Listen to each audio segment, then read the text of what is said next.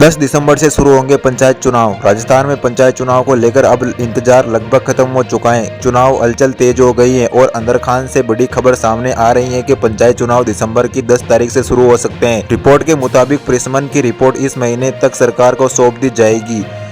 अगर ये रिपोर्ट अगस्त सितंबर तक पूरी हो जाती है तो दिसंबर में पंचायत और निकाय चुनाव एक साथ करवाए जाएंगे और यदि रिपोर्ट में देरी हुई तो जनवरी 2026 तक ये चुनाव हर हाल में संपन्न कर दिए जाएंगे। इस बार चुनाव में बड़ा बदलाव देखने को मिलेगा।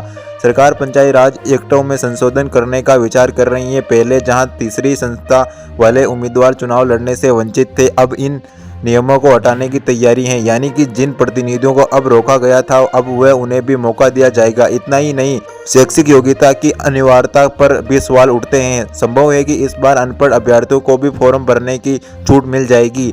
दोस्तों, पंचायत चुनाव सिर्फ भावी गांवों के भावी विषयों का तय नहीं करते बल्कि प्रदेश की राजनीति दिशा भी बदल देते हैं। इसीलिए सरकार और निर्वाचन आयोग पूरी गंभीरता से इस पर काम कर रही हैं। अब बस कुछ दिनों का इंतजार है और तारीख का ऐलान कभी भी हो सकता है। और जोधपुर जिले में 241 नई ग्राम पंचायत जुड़ने से अब कुल पंचायतों की संख्या 527 हो गई है। दौसा जिले में 85 नई ग्राम पंचायत का गठन किया गया। अजमेर पुनर्गठन के बाद 84 नई पंचायत अस्तित्व में आई है। जैसलमेर यहाँ अधिसूचना के अनुसार 51 नई ग्राम पंचायत बनाई गई है। उदयपुर में पुनर्गठन के बाद कुल पंचायतों की संख्या 449 हो गई है। सरकार के इस फैसले से ग्रामीण राजनीति और चुनाव की पूरी संरचना जो है वो बदल गई है।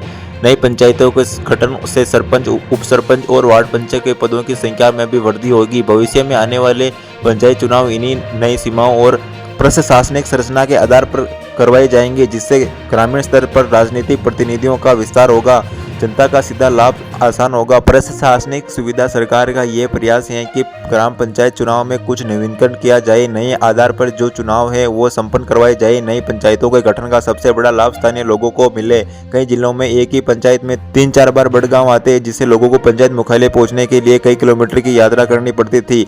पंचायतों का क्षेत्र छोटा हो जाएगा। इससे शासन, सरकारी दस्तावेज और अन्य प्रशासनिक कार्यों के लिए लोगों को अपने निवास के नजदीकी पंचायत स्तर की जो सुविधा है वो प्राप्त हो जाएगी। रोजगार के अवसर बढ़ेंगे, सरकारी पद भी बढ़ेंगे। नई पंचायत के गठन से प्रशासन को चलने के लिए नए पदों की भी नियुक्ति आवश्यक होगी। ग्राम सचिव, पंचायत सहायक और पटवारी जैसे पदों की संख्या में सीधे तौर में वृद्धि होगी।